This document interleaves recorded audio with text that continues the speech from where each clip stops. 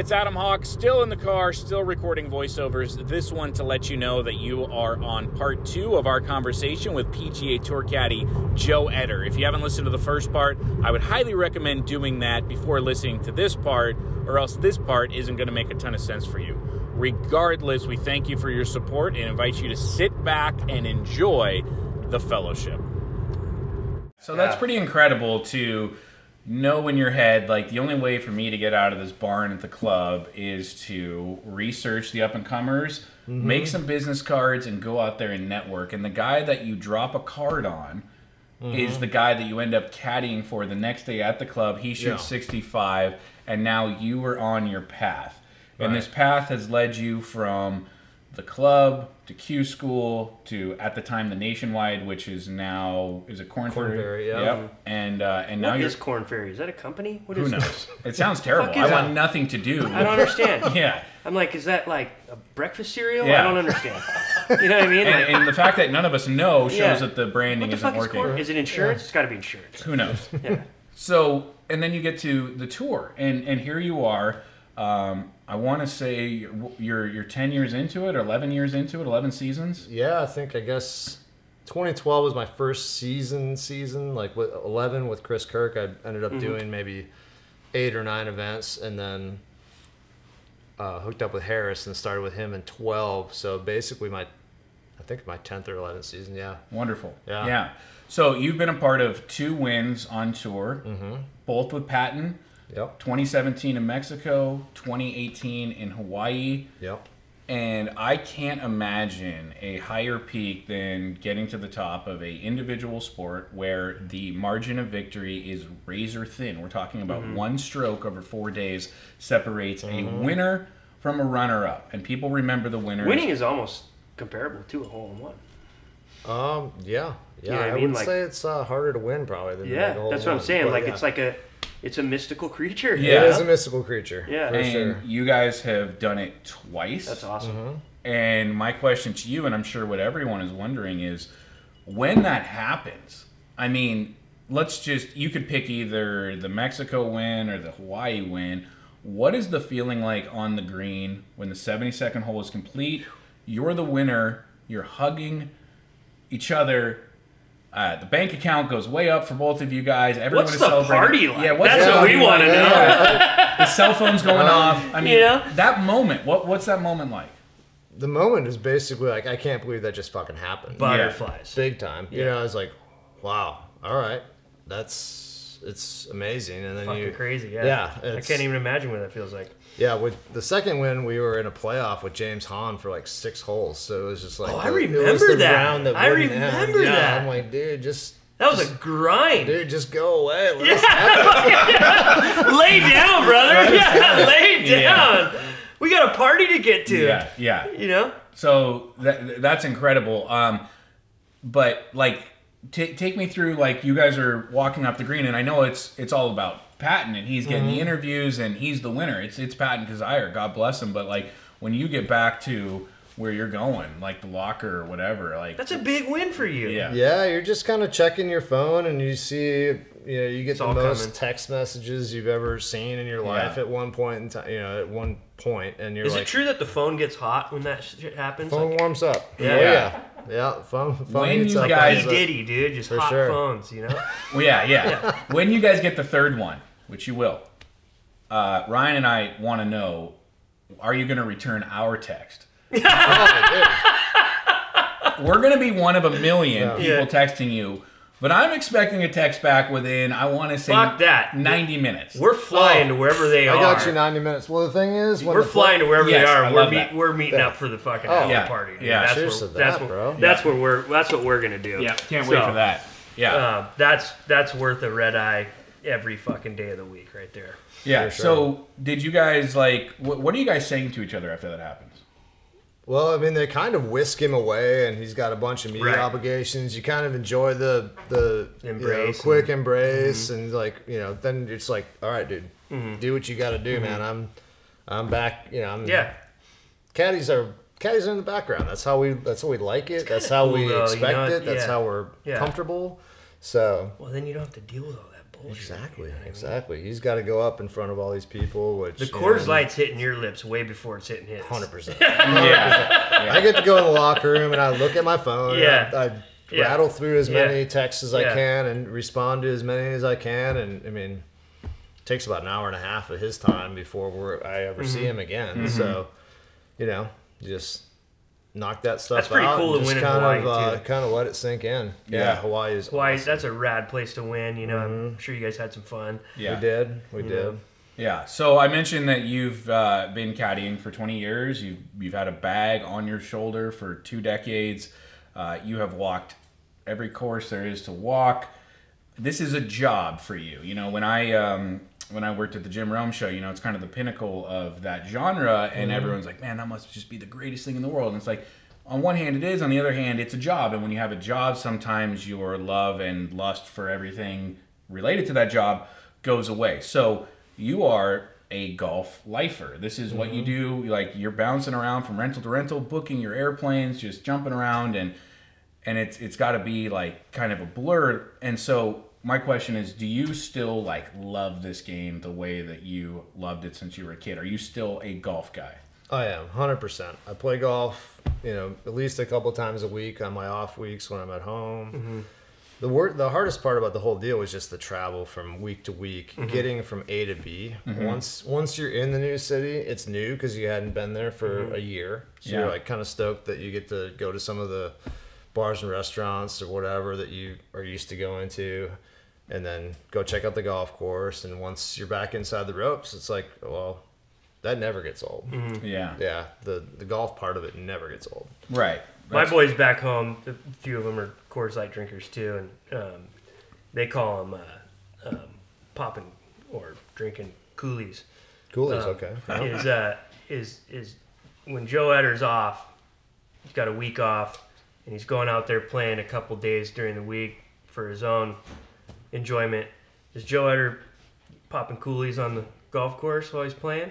Oh yeah, there's coolies involved. Yeah, it's usually when my wife's at work, so I can't really get hammered on the golf course every day. But you're enjoying the game in that aspect. Oh totally. You know, yeah, dude. My golf is, I mean, I'm a 10 handicap, and I'm, you know, that's not good. Proud of it. But I'm proud of it, I guess. But I mean, trying to get it down to single digits. Yeah, I've been at single digits a long time, and I don't win shit. Right. So 10 handicap is an awesome gambling. I would love to be a real Yeah. loose, kind of like, you know, unpredictable 8 or 9 handicap. That's where the money comes in. I'm in my pocket a fair amount, but I can birdie any that's what I'm saying. That's what I'm saying. Yeah, no, The that's pressure's great. off, and you're just looking for the money. Speaking of your wife that you just mentioned is at work when you like to throw back the Colorado Kool-Aid while playing golf. Today is your 3-year wedding anniversary. So cheers to you, and cheers to Becky. Yep. Becky, congratulations. Cheers. You married a great man. But let's get serious about this. You are in a townhome rental at a Caddie compound in Solana Beach. She is not here, and you have to imagine that this is a very common occurrence for road dogs, for caddies. You miss a lot of occasions. You're not with your wife for your anniversary. I know that your wife came into the picture while you were a caddy, so she knew what she was signing up for. She knew the lifestyle. But how hard is it to be away from the person you love the most and to miss these moments, or to get invitations to weddings or nephews' birthday parties or graduations, and you're always having to say no? Yeah, it does suck. It does suck in that regard for sure. You miss out on a lot of home stuff. And she's been awesome about being super tolerant about this. I don't know if you could want to call it a lifestyle, job, whatever. Right. Yeah. But hats off to Becky, because Rad. Yeah. Is that where we're looking? Happy anniversary. Yeah, Joe, you can play right to that camera. Happy anniversary. Happy anniversary, Becky. That's awesome. Yeah. That's super cool. Now, on the flip side of that, you know, while the road dog life does have its drawbacks, the road dog life is also an amazing life. You're in a different city every single day. Crisp, cold bed sheets and Yeah. wet towels on the ground. Yeah. You know? Just like when's the last time you did your own dishes? Yeah. Can I get some help to clean this up? Yeah. Fucking, I need some more shampoo. There is no deeper sleep. There is no deeper sleep in the world than a sleep that is in your own bed alone. Away from everything. And when I say in your own bed, I mean in your own bed in a rental that's in a different city. Like, you sleep through the night like you're a baby. It's incredible. It's like, I don't have a care in the world right now. You know, if this house light's on fire, it's someone else's problem. A lot of times you wake up and you have no idea where you are. Yeah. Like as soon as you wake up, you're like, oh shit. What? Oh yeah, that's right. What city am I in? Yeah. It's kind of like the rock star that comes out on stage and like thanks the wrong city because he has no idea where he is. And we did mention that when we went and saw you out in the desert last week, you were staying with 3 of your closest friends that you've been staying with for a long time. And you're in your 40s, and every guy in the world is trying to recreate those young college years where it's like you're with your boys, pulling all-nighters, having fun and everything. And like that's why everyone jumps at the opportunity for a bachelor party. They don't jump at the opportunity to go gamble in Vegas on the bachelor party or go to strip clubs or anything. It's like, I get to be with my boys like for 2 straight days. And this is something that you get to do on a weekly basis. Yeah, I would say probably, I mean, I'm on the road 30 weeks out of the year. I'd say my closest friends are other caddies probably, you know, because you're hanging out with them all the time. Yeah, totally. You miss out on so much stuff that goes on with your buddies back home that you come in, they're like, oh, it's awesome that you're home, but I mean, you don't really have the fellowship. The fellowship is for me is out here. So and I love that he used the word fellowship. There is that with the caddies too. You know, like you guys are a very tight network of guys who are. I mean, there's 30 of you in this thing. I'm sure that's been going on for a long time. You know, that's a cool thing.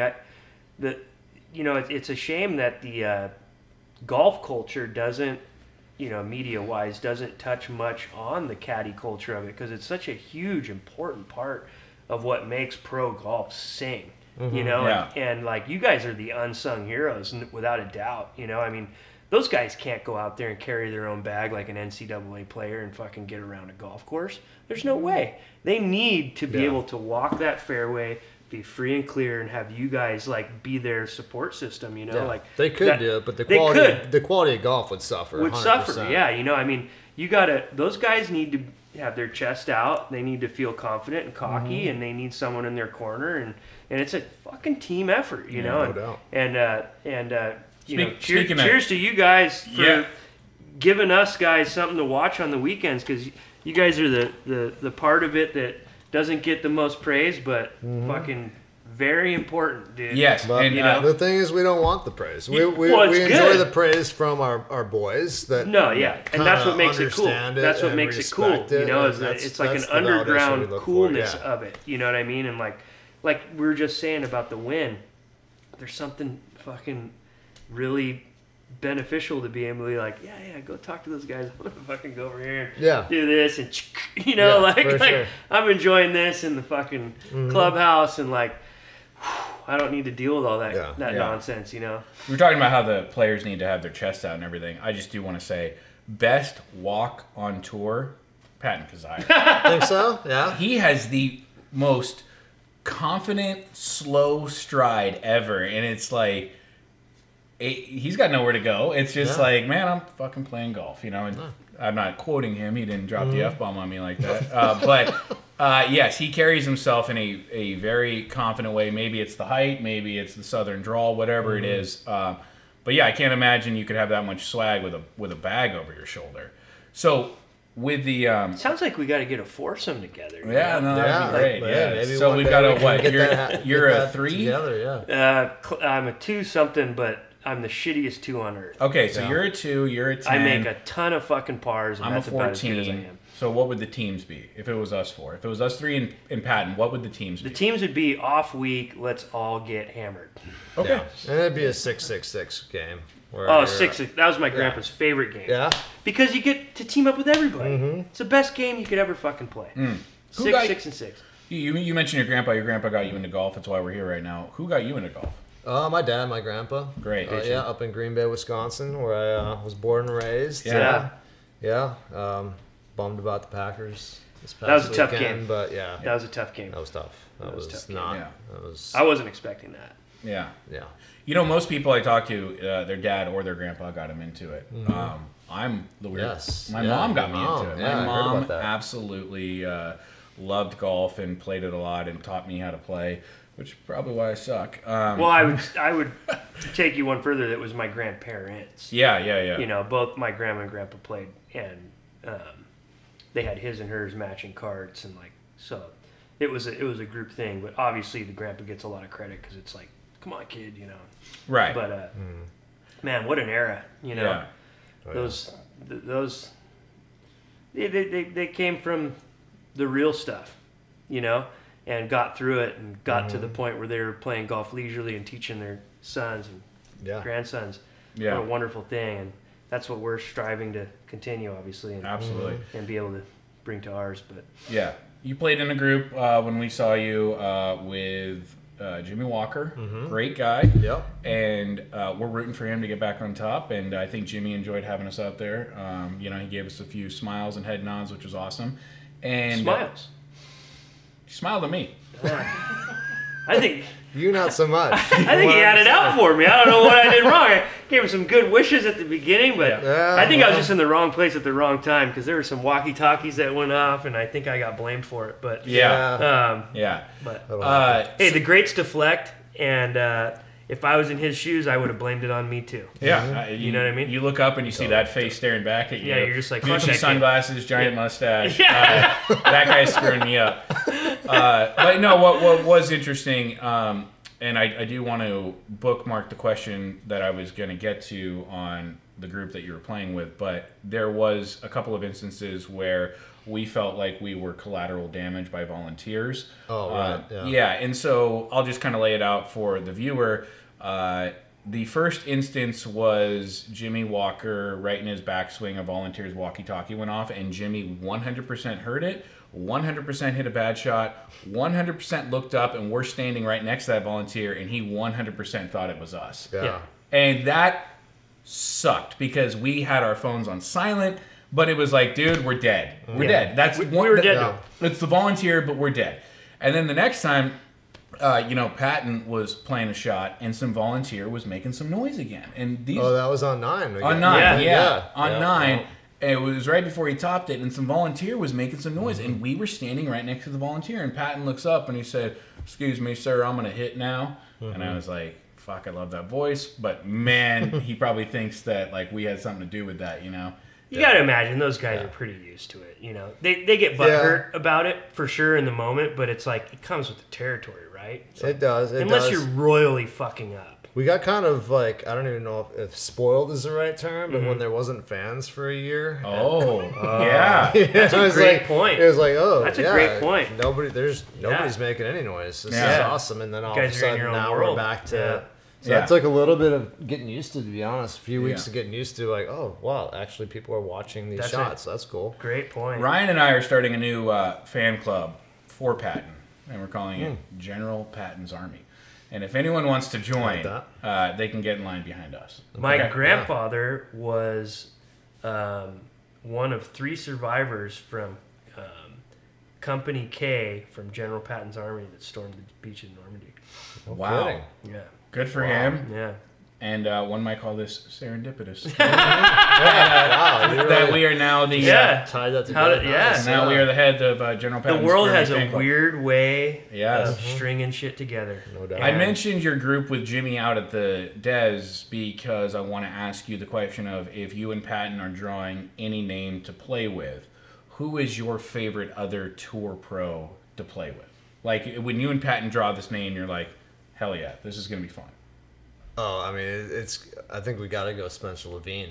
Spencer Levine. Yeah. A lesser After known. that video I just saw, Yeah. I would say the Yeah. same thing. You know what's a shame is we can't roll that video in and we can't roll Patton's ace in because the PGA Tour will sue us off the planet. Yeah. They, they do not like use of their videos. But explain to the viewer who might not know who Spencer Levine is. Who's Spencer? Well, Spencer Tour visor guy. Where's the visor? Is a Yeah. tour visor guy. He's I think you would agree, he's a bit of a wild card. You're Yeah. not really sure what you're gonna get I mean, he's either going to rip his shirt off or Yeah. he's going to hole out twice from the fairway. Yeah. I mean, you don't know. On the day after he had a kid. On the day after he had a kid, yeah. Great video. Yes, if you haven't seen it, go look it up. Spencer Levine is doing a post-round interview. Yeah. He had holed out twice in the round, and he prioritized those 2 hole-outs ahead of telling the world that he had had a child the night before. It's one of the most epic pieces of audio you'll ever hear. His brain is moving 10 million miles per hour. He's like, yeah, I had a hole out on this, and then another one, and then I put one this close. Great interview. And I had a kid last night, too. Yeah. Business first, personal life second. Yes, That's and just how we do he's a things, player's I player. guess. He's a player's player. Yeah. Absolutely. But you could YouTube, search for Spencer Levine on YouTube, and you will see all kinds of theatrics. So, and Good character. yeah, he's a great character, great guy, great heart. Yeah. But yeah, That's he wears awesome. his heart on his sleeve for sure. I love that you go off the beaten path with the guy that you like that maybe not a lot of people know, because you did play 2 rounds with Eldrick Taunt Woods. And this is a story that you told us at LG's, the wonderful steakhouse in La Quinta. You got paired with Tiger. And I think my favorite part of the story... Is this the Michael Jackson joke? I think my favorite part of the story was when you not the round, not how crazy it was playing around his crowd, but when you found out that you were paired with them. Oh right, yeah, it was a Tuesday. We always get our tee times on Tuesday, and we were doing in the middle of our practice round. I'm like, holy crap! Patton Kizzire with Brandt Snedeker and Tiger Woods. Snedeker. What? Yeah, Yes. first time I'd been paired with him. Certainly the first time Patton had been paired with him. So The mob. Was the mob just a the distraction? mob was crazy. Yeah. There's like a dude that stands on a milk crate and just holds a banner like a towel, hand towel that just says Tiger on it, and just holds it so you can see it. It's like, okay. He's like, We goes got to- it, bud. Yeah, we got it. But he goes to like every tournament that Tiger plays and just. It's kind of does like a that. couple Like, idiots who have their shirts tucked in holding the Bob Hope banner, right? Yeah. Exactly. Yes. Exactly. Somebody's got to keep tradition alive out there. You know, I took my wife to see Tiger play at Riviera a couple of years ago, and she was dumbfounded How at... Zanny Dowdy was? She was dumbfounded. She was dumbfounded at Sorry, we could take that out. Cutting floor. she was dumbfounded at how stupid his crowd is, because It's pretty over the top. she Yeah. she was like, is this some dumb person's mating call where they just shout Tiger, Tiger, Tiger, Tiger, Tiger? Well, it's like the they just- videos you see of like NSYNC and shit when they get out of the fucking limo and kids are like dying and like falling over and Yeah. it's just like pandemonium, you know? Yeah. It's like these iconic figures show up in pop culture, and that's what it is. It's not even fucking golf. Oh, yeah, he it's doesn't pop even- culture. You know what I mean? At this point, he doesn't even see that anymore. Right. Or just hear it, yeah. laughs at it. and Which, it's like, whether you're a it's been Tiger going on for lover 20 or years, hater, so. the fact that he was able to play at such a high level with all that shit going on does say a lot about the guy. You know, Yeah. he really was able to zero in and fucking do But it. it's just crazy. It's like someone turns on some tape on repeat. It's Tiger, Tiger, Tiger, Tiger. All and like she's like, man, these people are so dumb and weird. And before she could get the sentence out, I'm like, Tiger, you know. And I was like, what were you saying, babe? You know. And and then her yeah. I'm always trying to high five him, and he's always denying me. That's right. Yeah, have you seen those pictures? Oh, yeah. Yeah, fantastic. Denied so far by Rory, Tiger, and Justin Thomas. Yeah, I got you tickets to the U.S. Open. Okay. You definitely. Yeah. Got denied by JT. Yeah, you got Justin denied by Thomas. JT. Yeah. I got in an argument with a fan right before you got denied by the high five because he was on the back. He was on the second cut of rough behind the green, short-sided. His approach went long, and he's sitting there and he's like looking at it, and he goes back and pulls a wedge out, and I like, you know me, I'm drinking and shit doesn't go under my breath. It's fucking over the top, you know. And I was just like, dude's gonna chip it. What an idiot, you know. And so he pulls a wedge, and this guy like looks at me, and you know how fans are nowadays, just like, oh well, you're a fucking blah, blah, blah, you know. I was like, settle down, dude. You know, I'm just like, no one fucking cares. Yeah. And so he chips it, and it like just like, oh, like just misses, you know. And like everyone, and the guy looks back at me, and he's like, probably would have made it if he putted it. Yeah, exactly. Yeah. And then Hawk leans over like, hey, give me 5. And Justin's just like pissed he missed it, you know? Yeah. I was like, this is just epic. We're just killing it right now. Right. You know? So I've got this bit that where I like to go pick the biggest star at the tournament and reach out like a complete idiot for a high five, and they're just deadlocked and like, get this clown away from me. And I'm always dressed like an idiot when I'm doing it. Safari hat, yeah, staple. You're right. Yes, safari hat, staple. Like, at this point, you don't even want the high five. Yeah. If they would have He high wants the fived, picture of getting denied. if they high fived me, it would ruin the whole thing. It's over at that point. You know who didn't deny me a nice hand greeting was Patton Kizzire. Came over, dapped me up, which is great. Best in the business. So you said who you would like to get paired with. Oh, God. You got something? No, keep going. You said who you would like to get paired with if you could get paired with anyone right now. If you could carry the bag for a legend of yesteryear, dead or alive, but can't be someone playing right now, who would you want to carry the bag for? A legend of yesteryear. Legend of yesteryear, gotta be Arnold Palmer. There it is. Arnold Palmer. I mean, gotta be. It's got to be. I mean, It's got to be. Yeah.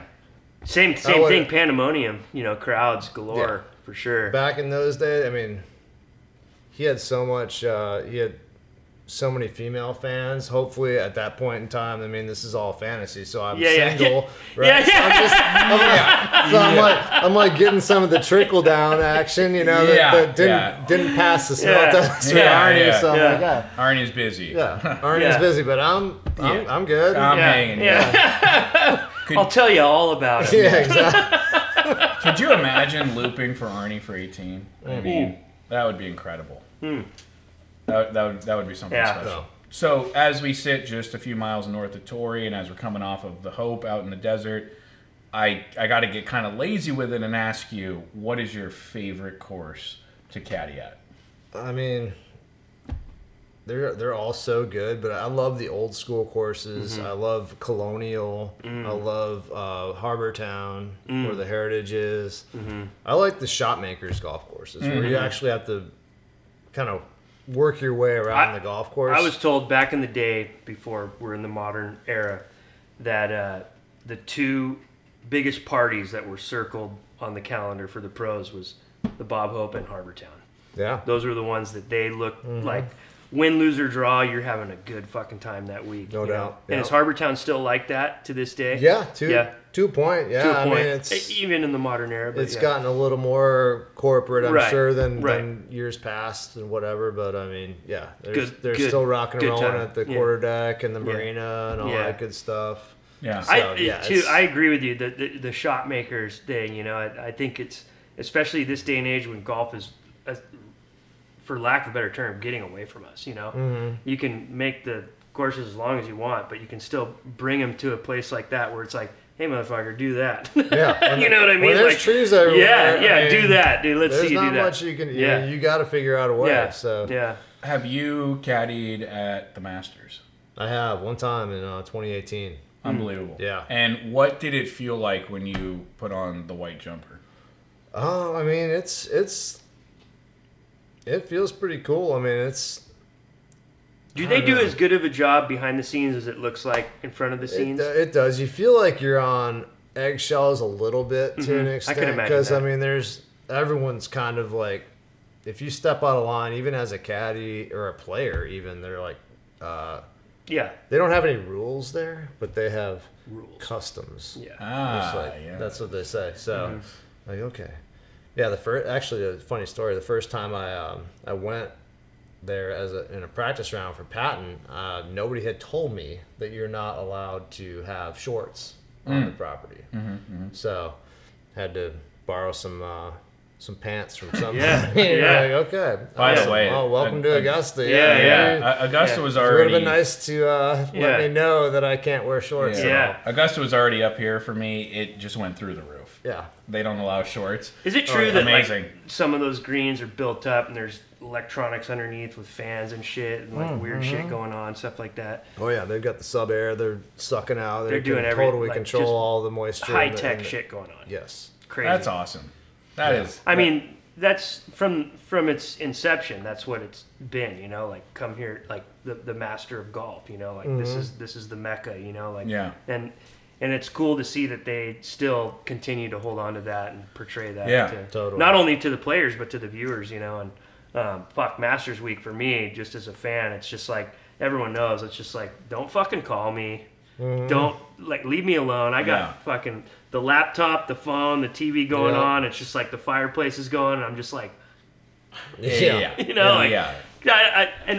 love it because it's one of the rare tournaments you can watch as a fan, where like the coverage through their apps and all the bullshit they have now, where you can just watch the whole field, you know, from early in the morning and stuff. And I think a lot of people, they cut shit up nowadays. The TV big productions cut it up, so it's like you're only seeing the guys on the weekend who are doing good. But I think you'd agree with this, that like most of the field is not playing that well, and it's interesting for me to watch the guys, everyone come through Amen Corner or 15 and 16 or what have you, and you're just like, okay, I'm seeing everybody, and it's like, not everyone's on their A game that week. Right. You know what I mean? Yeah, now on the app, you can watch every single shot from every single player. Yeah. It's pretty cool. bitchin', It's a fan experience like you just don't get to see, and it's interesting.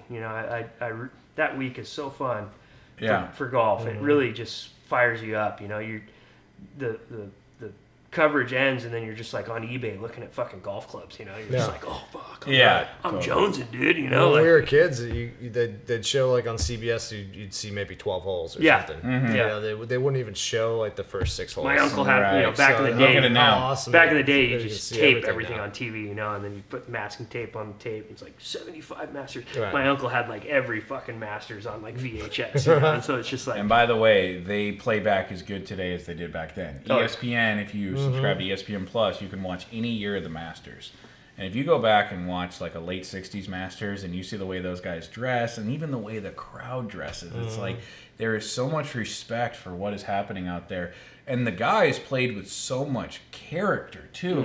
These were not picture-perfect swings. They were like, Jim Furyk would have looked textbook with these guys. It was incredible. And the way Arnold Palmer would putt, where he'd release the club before he hit the ball, and it was so wristy, and he's making them, and he's bent over, and he's got together. His knees together, and his hair is all perfectly waving. He's fishing after he hits an iron shot. It's just, it was so swanky and so cool.